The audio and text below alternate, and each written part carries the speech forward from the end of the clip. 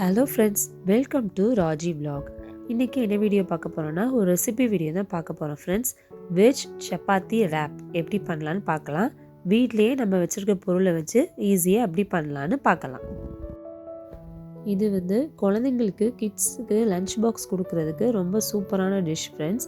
அவங்களுக்கு ஒன்று சாப்பிட்டாலும் நல்லா ஹெல்த்தியாக இருக்கும், நல்லா ஃபில்லிங்காகவும் இருக்கும். நான் இதுக்கு இன்றைக்கி என்னெல்லாம் எடுத்திருக்கேன்னா கேரட்டு, பீன்ஸு, பட்டாணி, கேப்சிகம், அப்புறம் ஸ்வீட் கார்ன், பேபி கார்ன், இது கூட நம்ம பன்னீர் சேர்த்துக்கலாம், மஷ்ரூம் சேர்த்துக்கலாம். உங்களுக்கு எது தேவையோ அது உள்ள காயெல்லாம் சேர்த்துக்கலாம். நான் இன்றைக்கி இந்த ஐட்டம்லாம் சேர்த்துருக்கேன்.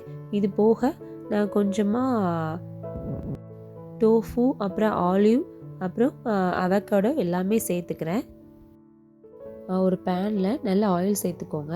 நான் ஒரு 3-4 ஸ்பூன் ஆலிவ் ஆயில் சேர்த்துருக்கேன். அப்புறம் ஒரு 2 ஸ்பூன் கடலெண்ணெய் சேர்த்துருக்கேன். அடுத்து நம்ம என்னெல்லாம் காய் எடுத்து வச்சுருக்கோமோ அதெல்லாம் நல்லா வாஷ் பண்ணி அந்த பேனில் போட்டு நல்லா வதக்கிக்கோங்க.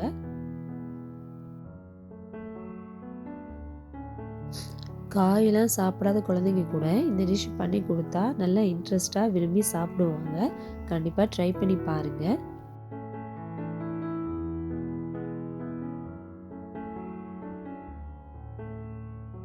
அடுத்து இதில் டோஃபு சேர்த்துக்கிறேன். டோஃபுங்கிறது ஒன்றும் இல்லை ஃப்ரெண்ட்ஸ், இந்த சோயா இருக்குல்ல அதை அரைச்சி பால் எடுத்து பன்னீர் மாதிரி செய்கிறது தான், ரொம்ப ஹெல்த்தி.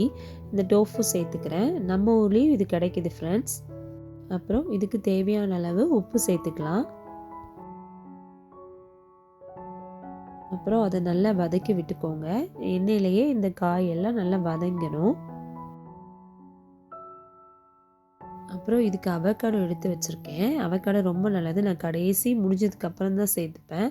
ரொம்ப நல்லது, ஹெல்த்தி கூட. அப்புறம் கொஞ்சம் உரப்புக்கு ஆலிவ்ஸ் எடுத்து வச்சுருக்கேன்.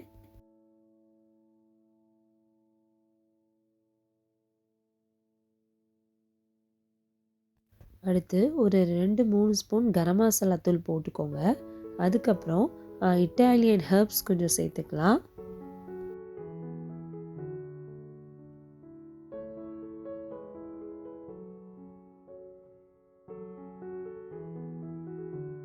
அப்புறம் ஆரிகனோ லீவ்ஸு இது கொஞ்சம் சேர்த்துக்கலாம்.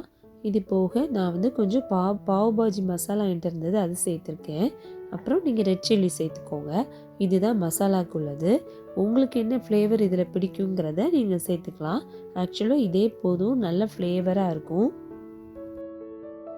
பண்ணி வச்சுருக்கிற ஆலிவ்ஸ் எல்லாம் அதில் சேர்த்துக்கலாம். கொஞ்சம் ஃப்ரை ஆகட்டும்.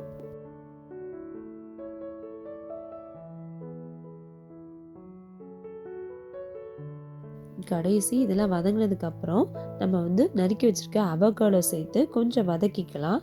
ஏன்னா இதை கடைசி சேர்த்தா போதும். இது நம்ம சப்பாத்திக்கு உள்ளே வைக்கிற ஸ்டஃப்பு. ஸோ உங்களுக்கு என்ன மசாலா பொடி சேர்த்துக்கலாம் ரொம்ப பிடிக்குமோ அதை சேர்த்துக்கோங்க. இது ரெடிமேடாக கடையில் வாங்கின சப்பாத்தி தான். இது ரேப்புக்குன்னு உள்ளது.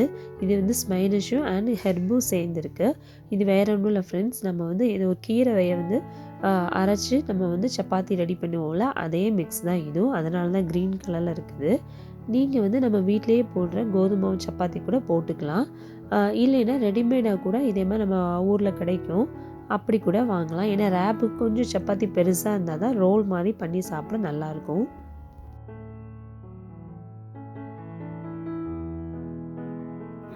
இதில் கொஞ்சம் பட்டர் தடவிக்கலாம். பட்டர் தடவினா நல்லா டேஸ்ட்டாக இருக்கும், கொஞ்சம் சாஃப்ட்னஸ் கொடுக்கும்.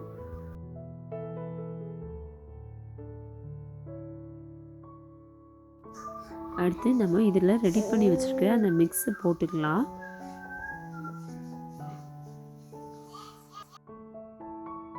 உங்களுக்கு எவ்வளோ ஸ்டஃப்பு வேணுமோ அதளவுக்கு நம்ம சேர்த்துக்கலாம். அப்புறம் அதில் கொஞ்சம் டொமேட்டோ சாஸ் சேர்த்துக்கலாம். நம்ம ரோல் பண்ணதுக்கு முன்னாடி டொமேட்டோ சாஸும் நான் கொஞ்சம் தயிரும் சேர்த்துருக்கேன். நான் தயிர் எதுக்கு சேர்த்துனா மைனஸ் என்கிட்ட இல்லை, அதனால் தயிர் சேர்த்துக்கிட்டேன்.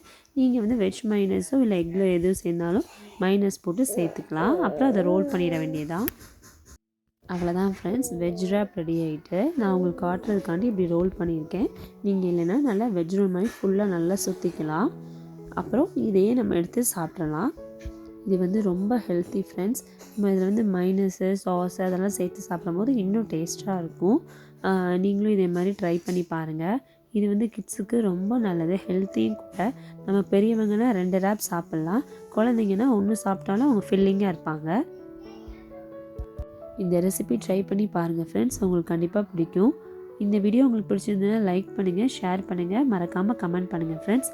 இன்னும் நம்ம சேனல் சப்ஸ்கிரைப் பண்ணலாம், சப்ஸ்கிரைப் பண்ணி சப்போர்ட் பண்ணுங்கள் ஃப்ரெண்ட்ஸ். தேங்க்யூ ஃபார் வாட்சிங்.